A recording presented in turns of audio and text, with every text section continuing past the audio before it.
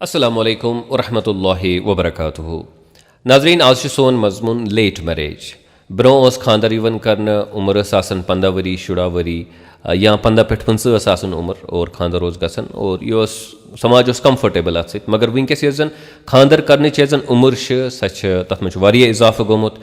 30 worry plus तन खानदर कर और शायद बेशतर यम वनकस खानदर गसन तथ मस फर्द सज उम्र 30+ आसन। बहरहाल यह क्या युथ्यू मामल और अमिक नुकसानात क्या और तम नुकसानात कत कत हेको दूर कर तथ मुतलिक अजुक यह प्रोग्राम। गोडनिच कत यह समझन सह कि क्या चीर खानदर गसन। अख मामला यह कि समाज अख तस्वुर बनावन कि सही उम्र क्या खानदर कर ब्रो बासन तिमन कि 15 वुहर 18 वुहर 21 वुहर और तिमन बासन यह मसल कह तम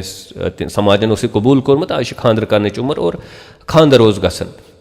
और अत पे नायाब चीज़ आसन कह या मायूब चीज़ आसन कह। मगर वनकस अगर मान लीजिए 21 वुहर लड़का 18 वरिश लड़की और तम पे यमन खानदर कर समाजस मज बासी मायूब चीज़ गालिबन और समाज अमूमी रदमल यह कि यमन आव लक्च उम्र मज खानदर कर यम जन समझी तस्वुरात बनन सानि जिंदगी पे असर अंदाज गसन। वनकस वो तुम यह कि कामयाब तमिस इंसानस वन यमिस वारिया पोंस अगर कामयाब तमिस इंसानस वनो युस जन इखलाकी तौर दुरुस्त युस जन समाज खतर मुफीद युस जन नरम खो बहरहाल तेल गसन तमी हिसाब सन जन बच्चे तिज नशो नुमा गस तथ पैमानस पे। मगर वनकस कामयाबी हज जमानत मान कि अगर तुम बोड़ बिजनेस तुम बड़ डिग्री हासिल या तुम कम्पिटिटिव एग्जाम क्वालिफाई कोर्मुत सह वनकस यानी कि कामयाबी तस्वुर कर इसलिए सन बच्चे इन चीज़न पता। बहरहाल गर्ज वन कि ब्रो तस्वुर 15 वरी ठीक एज या 18 वरी ठीक 21 वरी ठीक एज वनकस यह तस्वुर यवन कर इसलिए तिमन अशखासन यम जन अवेलेबल खानदर खत तम खानदर कर अत उम्र मज कह तिज यह मायूब सनिस समाजस मज वन तस्वुर कर लक्च उम्र मज खानदर कर।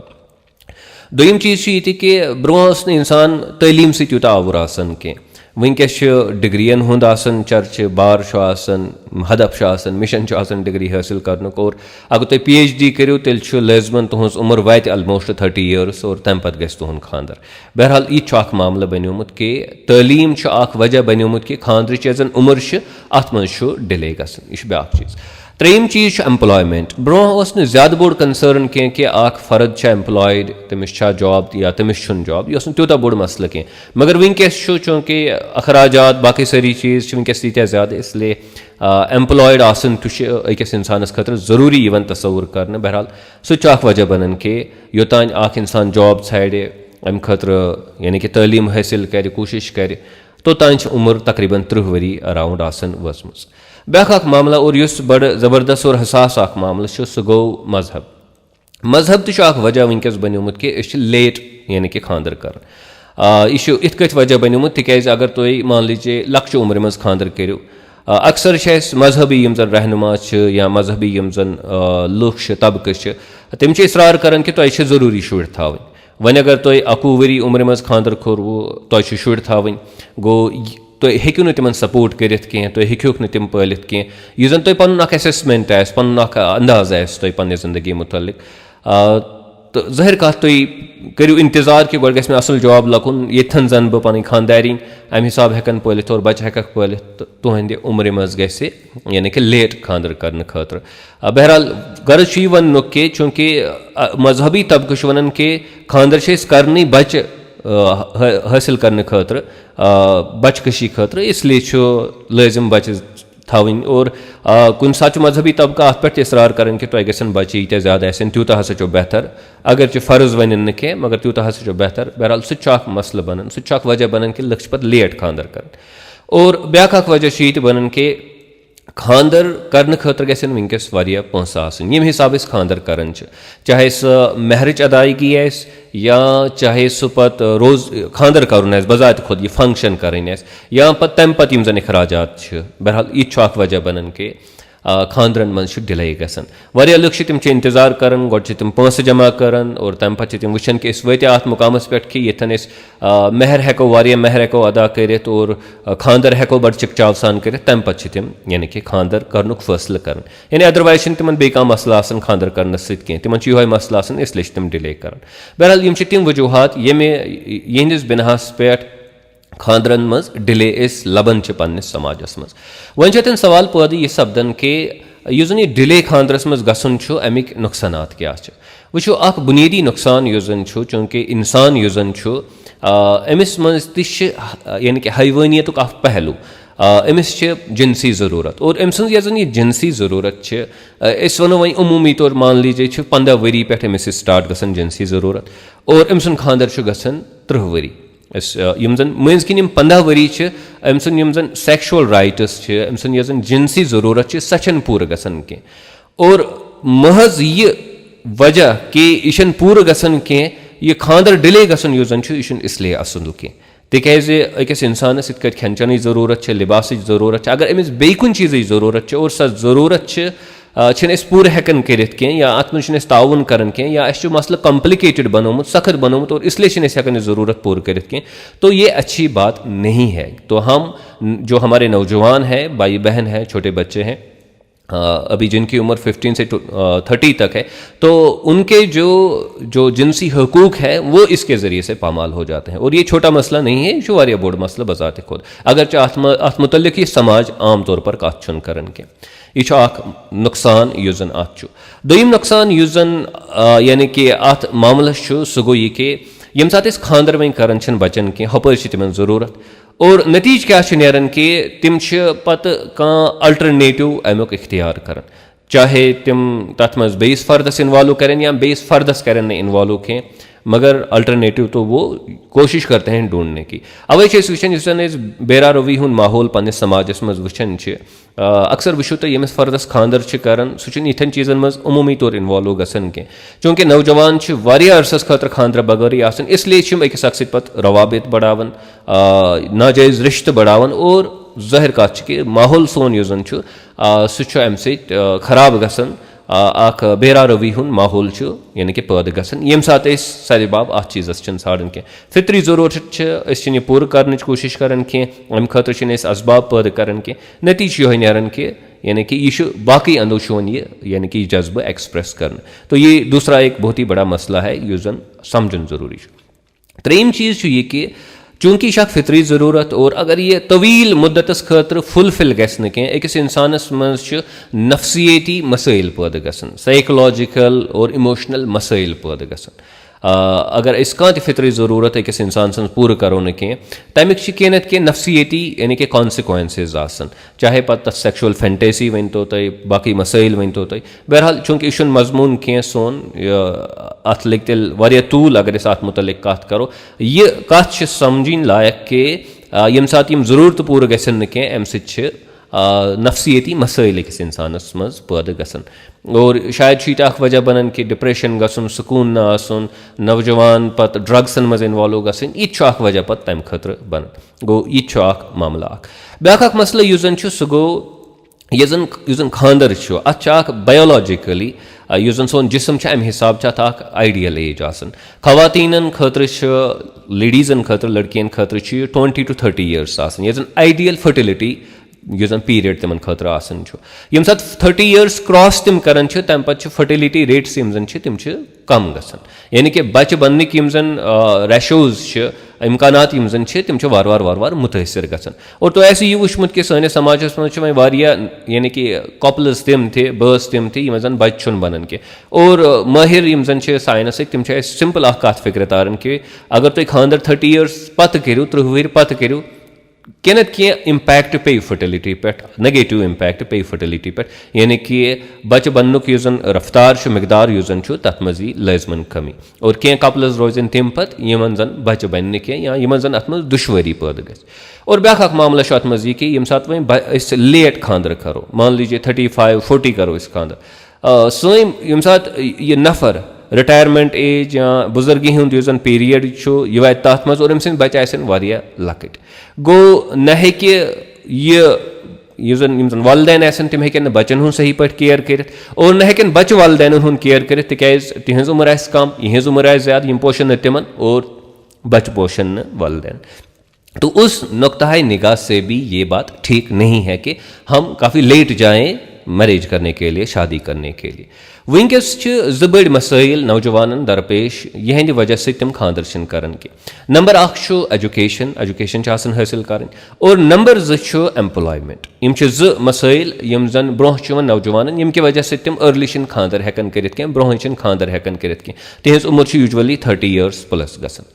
मगर ओबियसली अगर ये अलो करो यानी कि अगर दपो है अस मसल कह कर 35 वरी कर 40 वहर कर तेल गस बेहयाई त बढ़ दो खो दो और फर्टिलिटी पे पे असर, नफसियती मसाइल गसन पैदा नौजवान और मुख्तलिफ यम जन बेमार ड्रग एडिक्शन यम गसन पैदा समाजस मज। यानी कि अगर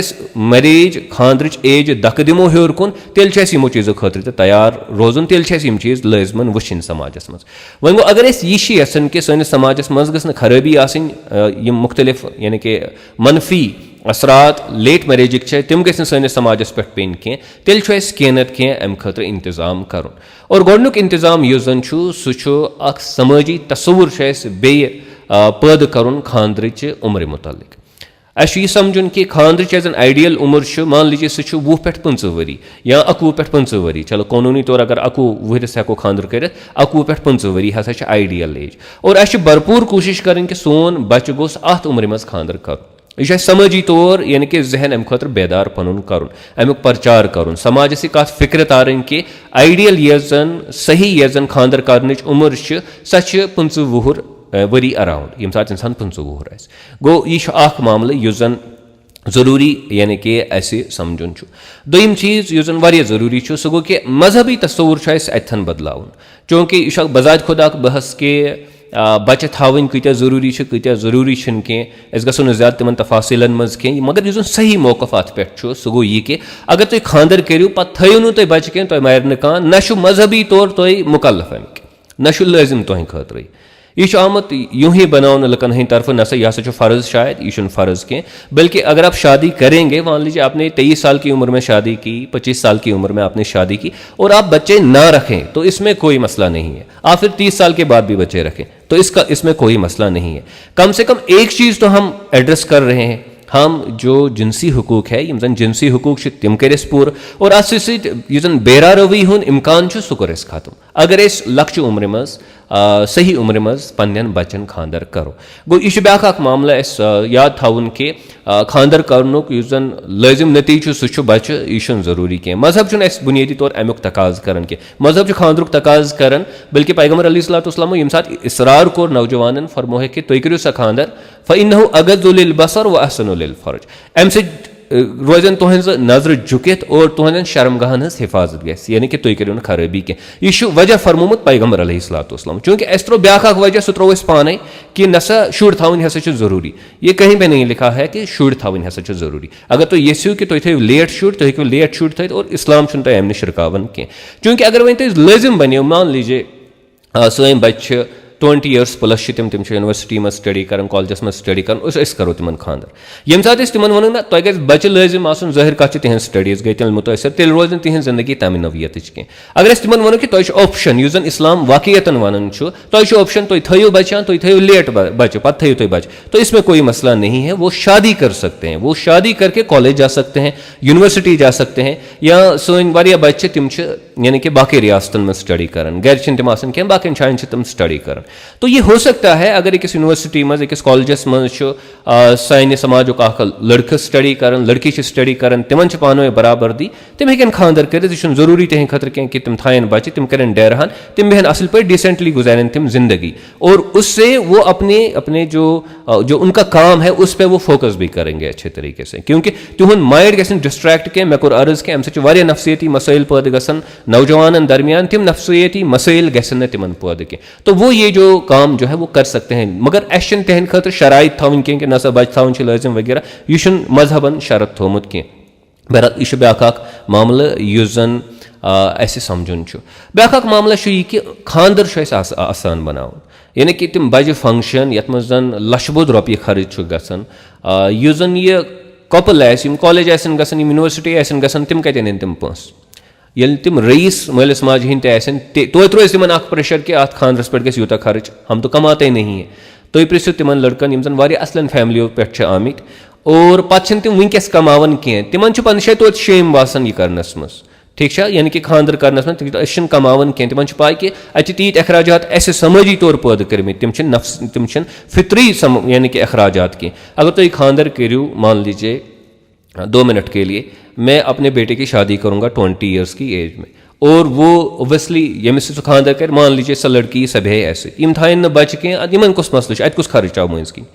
खर्च यम सात साल ओर योर कर खर्च यम सात धूमधाम सान खानदर कर खर्च यम सात ओर योर रस्मो रिवाजन मज इन्वॉल्व गसान तम सात खर्च अदरवाइज यिथ कत मे पन बची ये गरस मज बसान तिथ कत सह बची ये बिहित सह बस यिथ कत मे बची गई कॉलेज तिथ कत गई सह बची college what is problem in that go बुनियादी तौर पन तसव्वुरात यम जन तिम तब्दील कर बह क्या अत चीज़ पे जोर दिवन तिक दो तुम समाजस मज वुचान कि एम्प्लॉयमेंट यम जन मौवाक़ियत तिम दो कम गसान एम्प्लॉयमेंटस पे जबरदस्त प्रेशर यम बिजनेस करन तिमन बिजनेस यूता असल पे चलान कह पतिम खास तौर पर कोविड वगैरह यन पे स्टार्ट गो तन पे यह सेक्टर तक गो मुतासर तन पे इसलिए वन समाजस तिम यानी कि असबाब पैदा करें यमो जरिए सन नौजवान हेकन खानदर आसानी सान कर ताकि तिमन गस दिक्कत खानदर करनस मज कह तिमन पे आर्टिफिशियल मसनूई प्रेशर्स त्रावन कह मसनूई अखराजात त्रावन कह ताकि तिम चलन खानदर निश चलन तिम दूर बहरहाल ये और एक मसला है फाइनल मसल ये कि यम जन नौजवान खास तौर पर यम जन मर्द यम जन लड़कस तिमन पे हमेशा कोशिश करें कि समवेयर अगर मैं स्टडी कर रहा हूँ तो मैं कोई साइड बिजनेस भी कहीं पे करूँ छोटा मोटा अगर पॉसिबल है तो कर लो अगर तुम पॉसिबल कि तुम हेकू साइडस मज कह लकुट मकुट बिजनेस कर तुम हेकू ट्यूशन पढ़न तुम हेकू बे लकुट मकुट कार कर या फ्रेंड्स तौर रलन और तिम करें क्या कारोबार करें तिम लकुट मकुट स्टार्ट ताकि तिम रोज थोड़ा बहुत रोज तिमन इनकम जारी पकन रोज तिमन इनकम तो उनको वो करना चाहिए और उनको शादी अर्ली एज में जो है उसकी वजह से करनी चाहिए और इसी वजह से यानी कि वो बिजनेस भी उनको स्टार्ट करना चाहिए काम भी उनको स्टार्ट करना चाहिए ताकि उनकी जो शादी है वो अर्ली उम्र में जो हो जाए तो अगर अब ये हम नहीं करेंगे हम इकदाम नहीं उठाएंगे तो यह श्योर कि बेहयाई गई समाजस मज जबरदस्त और नफसियती मसाइल गसन पैदा ड्रग एडिक्शन बढ़ बाकी बाकी मसाइल गसन यह कुरानस मज लिखित कि यम सात खानदर कर तो मज हसा सुकून पैदा गसन तिकाज तुम अकिस मोहब्बत किस रिश्तस मज यवन यानी कि आपको एक मोहब्बत के रिश्ते में बांधा जाता है तो उसकी वजह से आपको एक सुकून हासिल होता है आपके ऊपर आपकी बीवी जो है या आपका शोहर जो है वो एक ढाल का काम करता है पर्दे का काम करता है तो जो मर्द में कमजोरियाँ होती है सुख शपूर कर खातून और खातून मज यम कमजोरी तिमन कुछ कवर कर तिमन मर्द कवर कर मगर अगर न ये यूनियन दिमो गसने के करो अत मज मसाइल पैदा ज़ाहिर कत तेल यह समाजस तैयार रोजन मुख्तलिफ मसाइलों निश दो चार गसनस मुख्तलिफ मसाइल फेस करनस बस उम्मीद कर जन बुनियादी पैगाम सह यह कि नौजवान पे कोशिश कर अर्ली मैरेज करनस और अस पज ये कॉस्टलेस बनावन अस पज ये बिल्कुल सामल बनावन यह जन आराम सान गसी यथ मज अड़चन यी कह मुश्किलात गसन पैदा कह ताकि सन नौजवान यम जन तिहिंद जिनसी हुकूक त रोजन बरकरार तिहिंद यम जन नफसियती यु जन हालत साइकोलॉजिकल स्टेट यु जन सह रोज बरकरार और तिम हेकन पन्ने काम पे फोकस कर अकूलु हज़ा अस्तगफिरुल्लाह ली व लकुम।